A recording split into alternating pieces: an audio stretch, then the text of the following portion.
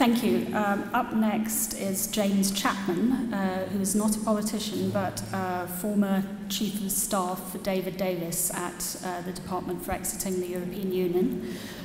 So hopefully he can give us some insight into that department and how it actually works. Thank you.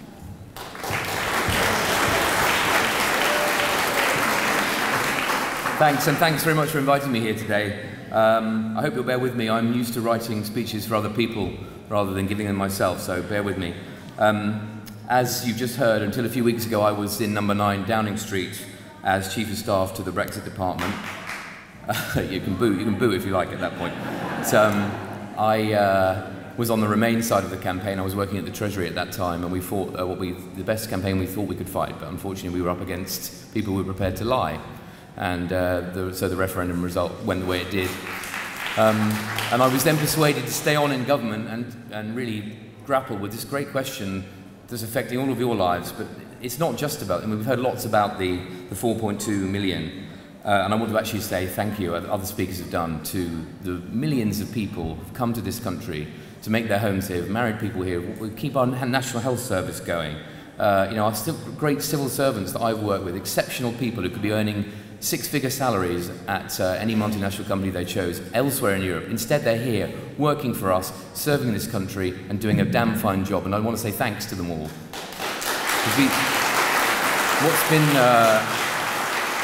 What's been lost, I think, since the referendum is this sense of the people who've come here to make their lives here, by definition almost, are people they've literally got up and gone, who got on their bike, as somebody said earlier on. They've come to this country to make a better life for themselves and their children here, and they've chosen to do it here. We value them, and we welcome them, and we want them to stay.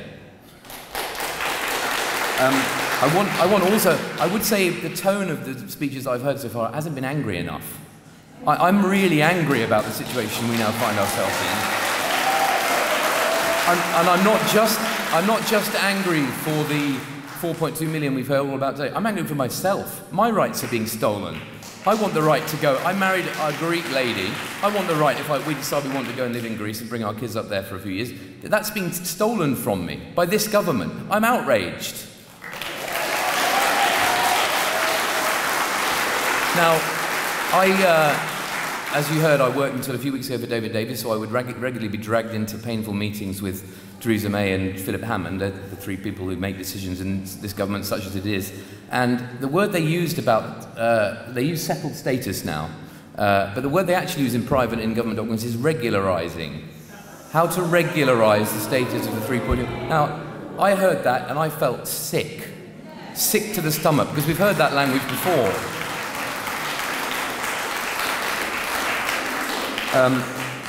The one issue that I think has been, somebody mentioned it briefly earlier on, but our media, I'm sorry, and there are people here from the media. I used to be a journalist, how I ended up in the game of politics. Our media is letting us down too. The proposal is, if you want this magic settled status, you're going to have to go to a passport office and be fingerprinted like a criminal. Whereas I won't have to do that. Now, as far as I'm concerned, that's against UK law, and it's certainly against European law. And somebody should take a test case to the European Court of Human Rights and say, I will not be fingerprinted like a criminal in order to stay in my home.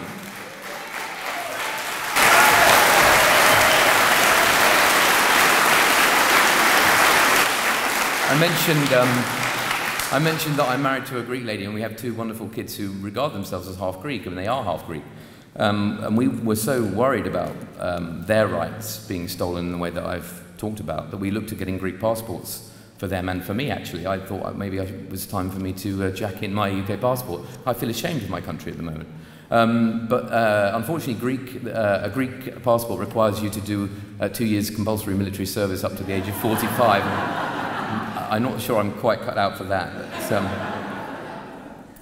But, look, the basic point I wanted to make today is there can't be one rule for me and one rule for UK citizens and another rule for my wife and the 3.2 million people who live in the UK.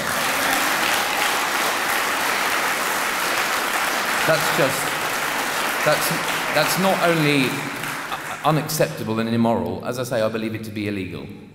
And don't underestimate too, I went round the EU with David Davis, trying to lay the ground for positive trade talks. Don't underestimate the ill will this has caused across the rest of the continent.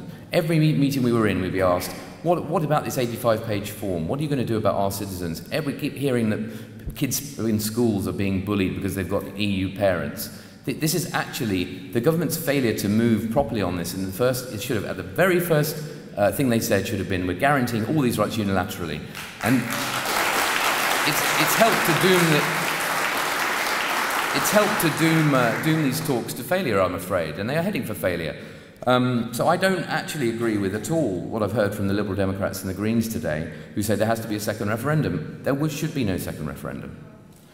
We should cancel Brexit on the grounds of national, economic and geopolitical interest. We made a mistake, guys. We got it wrong. No second referendum. There's a reason Germany bans referendums. We're a proud parliamentary democracy.